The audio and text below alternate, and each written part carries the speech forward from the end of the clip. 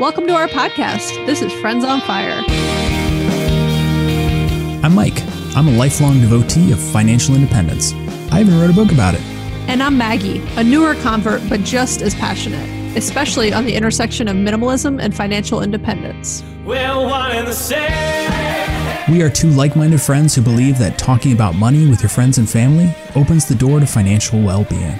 The Friends on Fire podcast is about dispelling myths, building financial acumen, and sharing your financial independence journey with the people you care about. This is Friends on Fire. Hey, Maggie. Hey, Mike. How are you doing? Oh, I'm living the dream, Mike. How are you? I can tell in your voice that you are not in a great mood today. I am actually in a great mood, though, so hopefully it will rub off on you. I will become in a better mood because I enjoy talking about these things, and so this will lift me up. And I'm looking forward to the holiday break this year, so Yes, I'll just put it that way. So I know one thing that cheers you up, and it's positive feedback about you. So And you. Well, yes, I like that too. So I want to start, before we get into our episode, I wanted to start with just an email we received. And it was actually a very long email from Matt, and he had a lot of very specific notes about some of the topics we discussed, but I wanted to just read the intro and the end. Hello, Mike and Maggie, short-time listener, first-time caller. I learned of your great show when Maggie presented on a recent Manager Tools M conference meeting. I, too, am a diehard Manager Tools devotee. I'm so glad I learned of this show. It's great. Of course, I listened to the Mark interview first. He's referring to Mark Hortzman, our highest download episode ever. Fairly ever. Early on. Yeah, big success.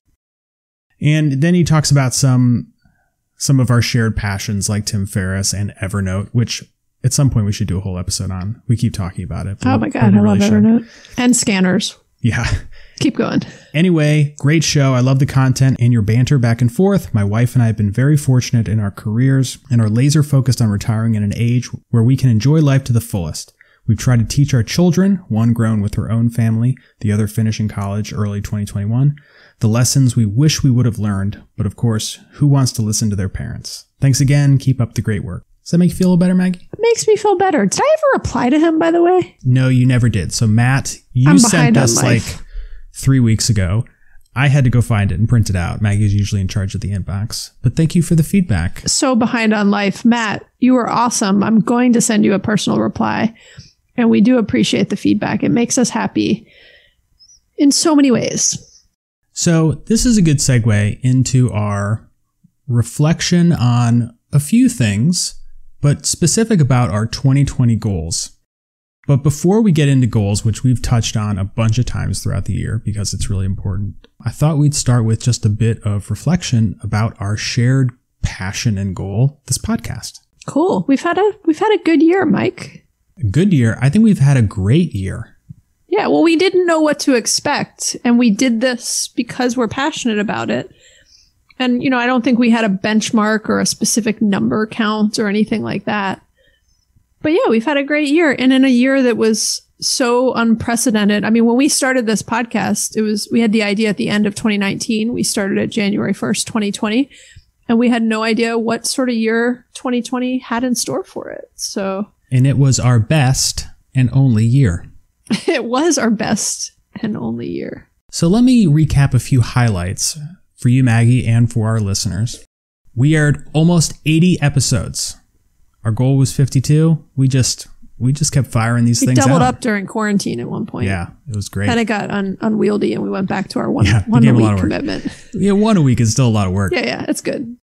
We had 35,000 downloads, which when I think about like Instagram influencers and like YouTube stars, 35,000 doesn't seem like a lot compared to people who are like really leading in the space.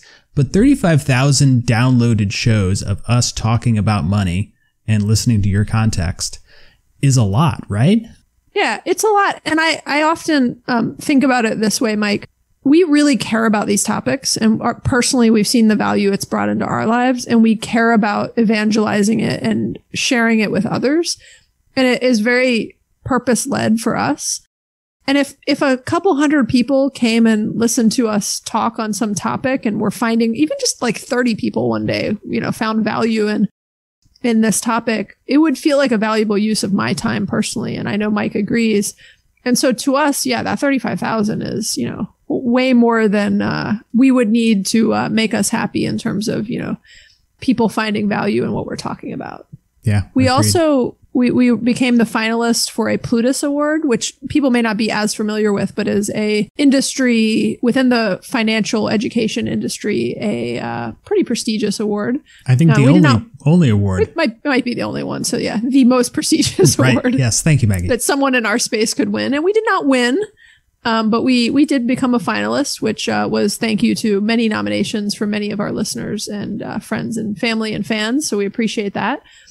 I think one of the most amazing things and kind of positive impacts on our lives is we've made a lot of great friends through interviews, through our social media connections. And it's been a great community to be a part of. And I am really thankful and appreciative for that. Yeah, I think for two introverts like us, it's not always the easiest thing to get onto a Zoom call with a couple strangers and, interview them or have a discussion for an hour and a half. But every single one was awesome. And with many of them, we've stayed in touch and they're like super cool people and it's been very rewarding. Yeah. And they're all people that, I'd love to go have a cup of coffee with, a beer with someday if we lived in the same city and we could actually hang out. Like they're all people I'd spend time with willingly. So definitely. It's been great. We've also had a lot of fun together, Mike. Like Tons I of fun. enjoy, even us at the beginning, you kind of joking that I seem like I'm a little stressed or not in the best of moods. This is what makes me happy. Like I really enjoy having these conversations. And I think, the positive impact that it can have on people's lives, our lives included, right? I've become better as a result of a lot of the conversations that we've had, that you and I have had and that we've had with other people. And just like we said at the beginning, this means something to us. So we're very thankful and recognizing of the positive impact that talking about money can have on your lives, which really was our goal in doing this podcast in the first place, was the idea that there's value in having these conversations about money. And we find value from it. We found that other people find value from it. And, the positive feedback we've had, it's just great. So 2020 has been a historically shitty year for the world. However, for the Friends on Fire podcast, I think it's been a great success. Agreed. So thank you everybody for listening. It really means a lot. And air hugs. Yeah. Air hugs. That's what Mike's trying to say. Air hug. Air you hug. Can't see us, but we're giving air hugs. So let's transition to our main topic. We're going to talk about goal setting. Now, we have talked about this every quarter, because at the beginning of the year, we came out with our 2020 goals and then we did check-ins every single quarter. So let's just run through like super quick the importance of goal setting and SMART goals, and then we'll get into some more specifics.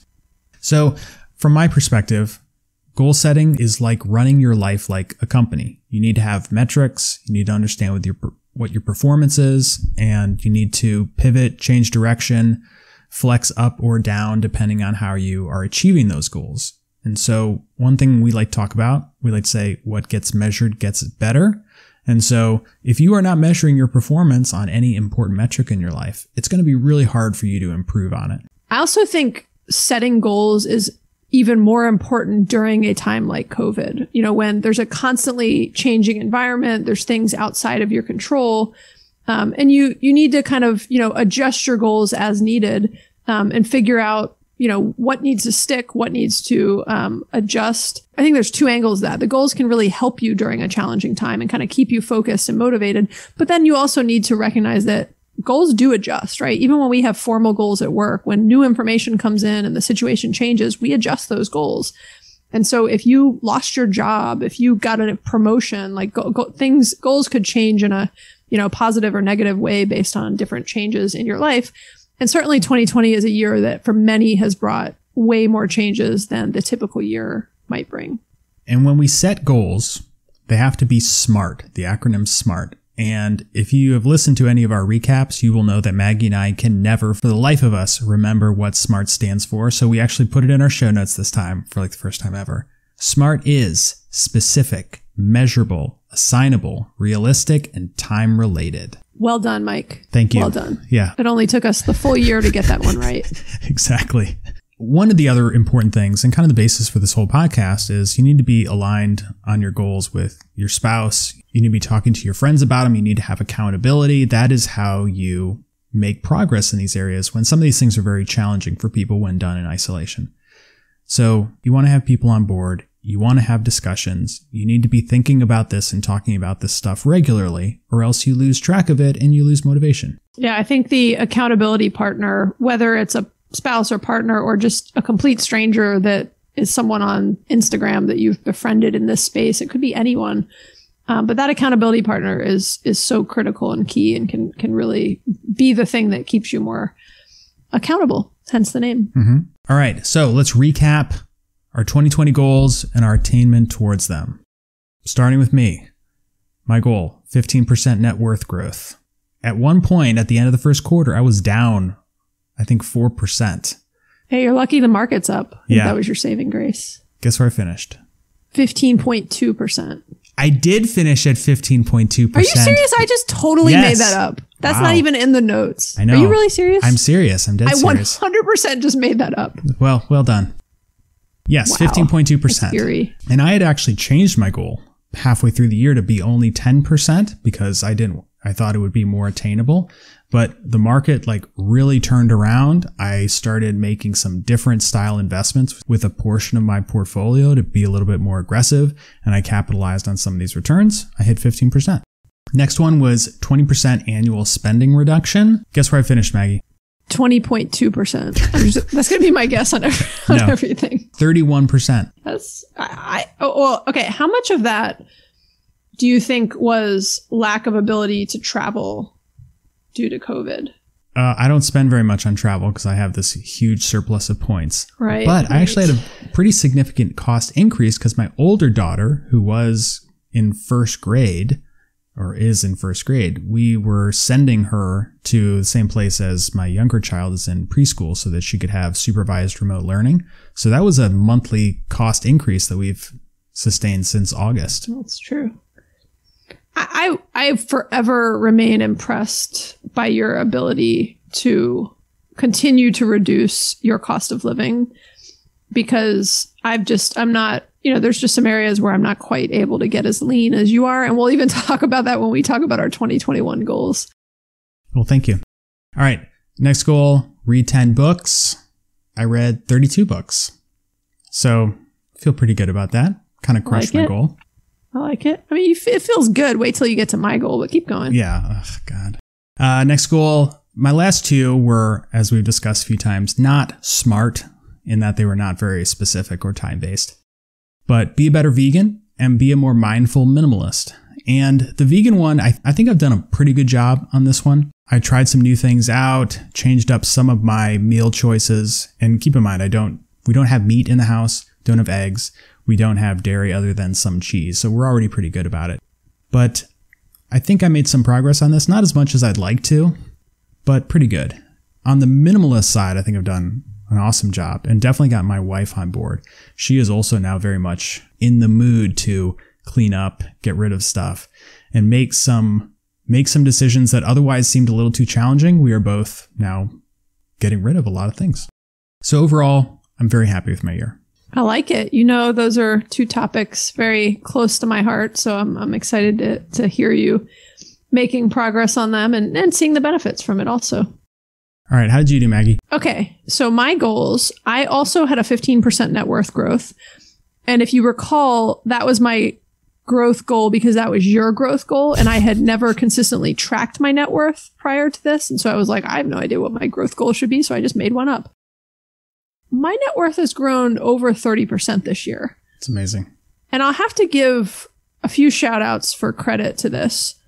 One is the stock market, because that's a huge reason. And look, if you had taken it a few months ago, it was nowhere near that because the market was way down. The market's been, really up in the past month or so.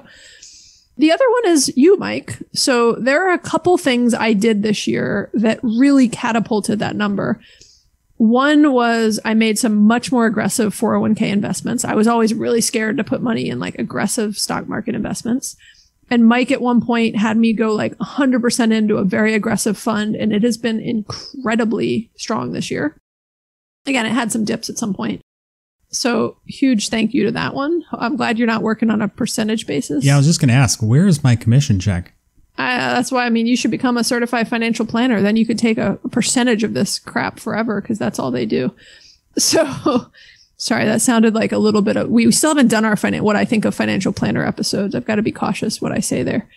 Coaches is different. There's certain types of financial planners that are great, but people who take an ongoing percentage of your portfolio, I don't believe in. We will get into that someday. Back to the main point. But since I'm just adding context as let's keep this moving, man. Kate Flanders taught us. It's been really high. The other reason is I deferred a huge portion of my salary this year. And so I am saving on taxes a lot, right? And I haven't actually paid my taxes yet. A lot more money is getting immediately saved and I'm able to defer taxes on that money. And so it's just catapulted my savings rate this year also. My second goal related to that, because I was deferring 75% of my income into our deferred compensation program, I wanted to be able to live on the remainder and some other sources of income, like a one rental property that we have. And I was able to do that. And what that meant for me when I say I wanted to be able to live on it is I wanted to spend less so that I could just live on those and not have to tap into my savings, which I was prepared to do if I needed to because I was doing this, massive percentage of deferring my compensation. So I was able to live off that money. So check on that one. Next one, I wanted to spend more quality and focused time with my kids and husband. Luckily, a quarantine hit, and I spent the greater part of 2020 inside my house with the 5 of us almost every day because of schooling. And even my stepdaughters were here for schooling during the day. And so we had a lot of quality family time. And I think I've done pretty good there. Look, I always think I can do more there. It's one of the many reasons I want to continue to work less and have more time for things like that. But I feel good about it. And I will say, not going to work every day and working from home and us all, and them not going to school and everything, has certainly catapulted the amount of family time that we have been able to spend together. The next one was I had a goal to read 11 books, and I chose 11 because Mike chose 10, and I thought I should just one-up him just for fun, friendly competition. And I had to go back. What was your total, Mike, again? 32. 32. I'm at about 45 right now, and I'll probably be at 46 by the time we get through, the last week of December. That's incredible. And actually, I was lying. I was hoping that you were going to be just a few books ahead of me because I read... Oh, you were holding back. What's your real number? I read 42 books. What an interesting strategy. And I like the competitive... I think competition is great, especially for fun things like this, for what it's worth. I mean, you doubled my net worth performance this year, but I was close on the books. I know, but you were like, but I'm going to take home the book I'm really award because focused on that's the books. what really matters. So I read 42 books. And I read, what did I just say? 46. It'll be 40. I've read 45. It'll be 46 or 47 by next week. Now we're 15 of those in Nancy Drew books or something? No, they were all real. I mean, I did read 2 of Mindy Kaling's books this year. They were great. Quick reads. I actually loved Nancy Drew when I was a kid. Different point. Other goal was mostly minimal life. I wanted to write a blog post once a week. I was terrible at this. And gosh, I had a goal to write 52 times a year. I've written 16. I kind of just gave up on that goal at one point. I quite honestly could sometimes barely get through our commitments for a weekly episode on Friends on Fire. And I just had to make some trade-offs in my life this year. So definitely something I would like to lean in more to. And I've found it to be a very rewarding experience when I do, but I've just not been able to prioritize it. How about a little bit of feedback for you? Sure. I think this would have been an opportunity for you to adjust your goal based on the circumstances of the year. You're right. Reset and I kind your of did. target. I just didn't write it down. Yeah, you were just kind of I don't know what to do. And then you just beat yourself up every single time we talk about it. Well, I thought at one point when we talked about it, I was like, I've kind of just let this goal go. I no longer think of it as a goal. Yes, but you can't just give up a goal like that. If it's important to you, why don't you just say, I want to write once every 3 weeks? Okay, my new goal is to write 16 a year, which I have done. And I'm just kidding. You can't adjust your goal at the end of the year on the day that it's due. Yeah, that's not how it works. That's not how goals work. But no, fair point. I appreciate the feedback, Mike. Feedback is a gift. Thank you very much. So on that note, I think another thing that is very helpful to do is to, take some time to step back and kind of consider some of your more qualitative progress in 2020. We did a mix of that and what we just talked about. A lot of it was more quantitative, but, the being a better vegan, minimalist, spending more time with family, those were more qualitative. But I heard this on another Choose 5 podcast recently, actually. And they were interviewing someone, and I really liked the way they were talking about this. And they were sort of talking about the idea of taking some time to reflect on the past year, note some of your highs and lows, and capture the standout moments. And I think as you think about what you want to do next year, and as you're, setting your goals for future quarters, years, whatever, taking some time to look back at the qualitative and the quantitative is important. And so I loved some of the tips they shared of how to remember what some of those moments were, because a year can pass by and you think, I can't even remember what just happened, especially 2020. And so some of the good tips were go back and look at your calendar. It'll help trigger different memories and moments. And, we took that 2-week vacation. I forgot about that. And another one is go back and look at your photo reel on your phone, on Google Photos, on social media, wherever you archive and keep some of your photos. I think it will remind you how much you actually did do throughout the year and some of those moments to recognize and remember. And then also, if you do keep a journal, I don't keep a journal, but if you keep a journal, it could be helpful to go back and take a peek at. Or if you do keep notes, so like I'll keep a lot of notes in my Apple Notes file. And sometimes when I go through and we'll clean it out, I'm like, I totally forgot about that thing or that conversation or whatever it might be. And so I think those, between looking at your calendar, looking at photos, and going back and looking at notes or journals, can be really helpful to take some time to go back and look at what you did throughout the year and reflect upon it. So Mike, what were some of your standout moments in 2020? Definitely the podcast. For sure. Filming my 19th annual Michigan lacrosse video up in Ann Arbor. Something I look forward to every single year. It's a huge passion project for me. I forgot about that. I know. It was a week before the lockdowns, and Michigan, along with like every other team, canceled their season 2 weeks later. So had I not gone up there and filmed, I would not have gotten the opportunity to produce this video for them. Let's see. Being home with my kids for months, that was new and exciting and fun. A little challenging, but mostly rewarding.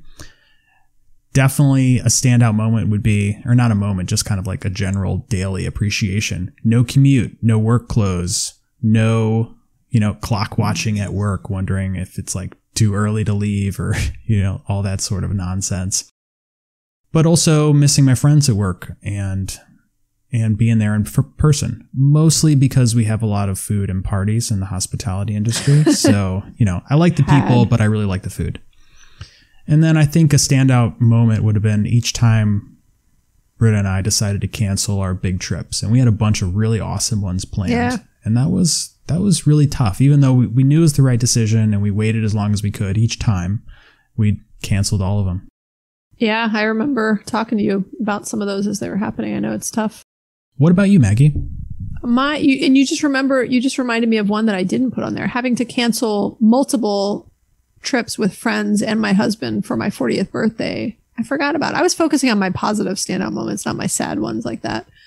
But no, it's a great point. I think my standout moments were our togetherness as a family. So the amount of quality time we were able to spend as a family this year, and even watching my kids, who are all girls, I mean, they were already pretty close. And again, I've got 2 stepdaughters and one daughter that I birthed, and they were all already pretty close and have known each other, since they were very young. But their level of how they have bonded and the amount of time they spend together and enjoy spending together and the stuff that they're all into, and it's just really cute to watch. And it's been, I know there's a lot of kids that are kind of, stuck at home by themselves, but I've just been very thankful. And I think they've been very fortunate that they have each other, that they like each other so much and they get along so well. And I think just the togetherness that they've had and that myself and my husband and them together have had has been really meaningful, and I appreciate it. Maggie, I forgot one major standout moment of my year. What was it? I see you typing it in the show notes. I'm not following it. That huge fire pit building experiment in my backyard. Yeah. We had to where you built your own Adirondack chairs? Hand. Yeah, I built Adirondack chairs. We had 2 tons of dirt and 2 tons of gravel show up.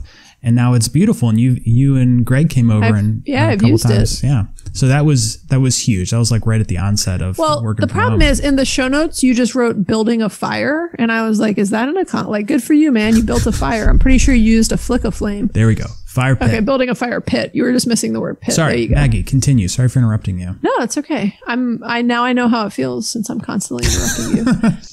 So I think the other big thing for me is my move to a 4-day work week, right? I'm still working through the growing pains of that on my own boundaries and things, but it's a big step towards more of what I want in life. And it was a big leap for me. And it was something I, again, asked for and kind of had been wanting to move towards. And I'm just, I'm proud of myself for making that move and sticking with it. Right. And asking for it and everything else. The other thing is, and I think everything that has happened in 2020 and being kind of, stuck at home and not being able to go to work or physically go a lot of places has reinforced the ideal lifestyle I want. Right. So I like the more flexibility and autonomy with my schedule. I like having more quality time with my kids, myself, my family, etc. And, there's a lot of things that have been tough about being kind of cooped up in the house every day and having kids at home, virtual schooling. But I like that I can, even when I have a really stressful, 3 or 4 hours of straight meetings or something, I can pop upstairs and get a snack and say hi to my kids and get a hug and, cheer me up and remind me why I'm doing all this. And, I kind of like that. And I love being able to just go for multiple walks a day some days, especially when the weather's been so nice. And so it just reinforced a lot of things that I want more of in my life this year. The other thing in terms of kind of a moment or theme for me is I really, really do enjoy travel and I highly miss it. I enjoy it. I value it. I want it to come back. And I cannot wait for the ability to get on a plane and go somewhere far away. Cannot wait. And then last but not least, of course, this podcast. It's been a great year, and we've already talked about it a lot, so we don't need to say more of it, but it definitely makes my 2020 reflection standout moment list. Okay, let's talk about 2021. Yeah, we'll shift. Yes. Our new goals, which we will talk about every quarter in 2021, and we will promise. Can you hear that, Mike? It's a drum roll. I can hear it. A drum roll. Okay. Yes. All right. My goals first, I guess. That's why you're waiting. Ladies first. Go ahead. All right. 15% net worth growth. It is my goal every single year. And the reason the goal hasn't changed is if you use a percentage, it is as an absolute dollar amount, a larger number every single year. It forces you to keep growing. So going to keep that target. On my spending reduction, I want to hit 15% spending reduction. Now, here's the thing.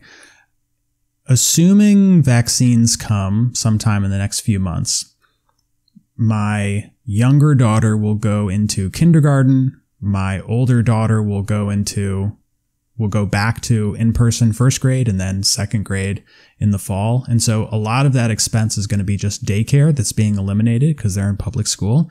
But that is not the entire 15%. So it does force me to continue to push a little bit and make some trade-offs. But I'm getting to the point now where my spending is so low. I found an ideal lifestyle. It gives me the opportunity to flex up in certain areas if there's important things I want to spend money on. But I like the idea of finding that minimal level of happiness spending and being able to sustain it. The sustaining part is really important to me. I forgot about your daycare going away because when you first set that goal and I saw it in the show notes, I thought, how are you possibly going to reduce it another 15%? I can't even get to where you're at right now. So the daycare going away made me feel a little bit better that that's how you'll get there. But yeah, I'm always impressed by your ability to manage your spending. Thank you. Now, third one, this was inspiration taken from your lifestyle, Maggie. So pending vaccinations and the ability of my parents to come and babysit, I'd love to take a splurgy weekend trip somewhere with my wife and stay in a really nice hotel, go out for lots of expensive meals. Like splurgy, like out of the country or just like US? What are you thinking? Oh, I think within the US because we wouldn't want to leave our kids for that long. We do have a trip like in a couple years planned to Japan, which is also probably going to be a little splurgy. But I'm thinking like a weekend to Vegas or New York or something like that, where we could just go do something outside our normal lifestyle and deliberately not think about or worry about the money. So it's more of the psychological exercise of just learning how to splurge. Yeah, I want to hear about. I feel like we're going to need to do a whole episode on that. We definitely trip. will do a whole Probably episode in advance, so I can remind you what splurging actually looks like. Yes. You and Britta, I think you both need reminders of what splurging looks like. We do. Yeah, we'll have a prep episode and then a recap episode. Perfect. All right. And like hourly check-ins while you're on the trip. Yeah, also. Sure. All right. A couple more goals. I'd like to buy 2 more U.S. rental properties with my new business partner, Liz. She is not aware of this goal yet. She is set on buying 1. I don't think she wants to buy 2, but I will get her on board. We'll see if she's listening and if I get a text after this show airs. And then last goal, I'd like to read 35 books. I think it's a good stretch goal, but I also don't want to. There is no reason for me to continually outperform on a fun pastime goal. So 35 I think is good. It forces me to be a little bit competitive, which has some motivation, but doesn't kill me and make me lose the enjoyment of reading. Yeah, plus you're going to need time to deal with all those rental properties, so you're not going to have as much time to read. That's right. All right, so those are my goals. Maggie, how about you? Okay. I mean, I didn't set a net worth growth goal because I just feel like it's going to naturally happen. I guess I should set one, huh? Of course you should set one. Your face says it all. I was just reading. I wrote these in a week ago. Okay, I'm writing it in. 15% net worth growth again, because that's what Mike's is. And I'm just going to follow in line. Also, actually, yeah, I mean, I'm taking a pay cut to move to this 4-day week. And so I'm not going to be as aggressive as what my growth was. And I work in the travel industry, bonuses, things like that are not nearly as lucrative as they have been. So I should probably actually just say 0%. No, huh? It's 15%. I know, You've said kidding. it on the show. Okay, 15%. And then my other goal is, I'm going to remove travel from this goal because that is something that I'm going to over-index on as soon as I'm allowed to travel again. Mike, reading your face while I say these is hilarious. Let me just get through it. I'm going to remove travel. Outside of travel, I want to reduce my annual spending by 5%. So I don't want to I spent less on travel this year than I've spent, on any year in the past few years. And so that's not a good year-over-year comparison for me. But outside of travel, taking that category out of it, I do want to reduce our annual spending by 5%. That's my goal. You can make all the faces you want, Mike. That is my goal. My next one is I really want to. I was going to my next one before Mike can comment on the last one. My next one is I really want to improve my meditation practice. So I do TM, Transcendental Meditation. I took a class on it a number of years ago with my husband. It has made me a better person, is something that I love and highly value. I've really fallen off the wagon in the past year on it. And so I have a goal to meditate. This is an aggressive goal, 350 times for my 23-minute sessions, which is how long they last. And look, I set that knowing that I'm going to miss it sometimes, but I can make it up though. I could do 2 sessions a day. I can catch up on weekends, right? It's the sort of thing where it is a purposely aggressive goal that I want to make a very high priority in 2021. And then my last one is I want to read 36 books. 36 was a specially selected number because your goal is 35, Mike. And so I like to just do one more. I think my big mistake this year was that I was giving you real updates throughout the year, and maybe I'll just kind of like sandbag it a little bit and you'll lose focus. Yeah. Also, meditation's number 1, so I may have to quit reading to make to meet my meditation time every day. Now, I have some additional feedback about your savings goal, Maggie. Oh, okay. All right. We're already past that portion, but go ahead. It seems a little light, especially to like exclude a certain category. So I think here's what's probably going to happen. You've taken a pay cut at work. Market probably won't return the same numbers that it did this year. You are going to spend a lot more on travel, and the spending goal is so minimal that you may lose track of it. And one large purchase, like one, water heater repair, is going to put you over that. And so I think this is going to impact both your savings goal and your net worth goal if you're not a little more aggressive on it. Purposeful and aggressive on it. Just something to think about. I will let you think about it for the whole first quarter of 2021. And if you'd like to adjust based on your Q1 performance, we will have that discussion.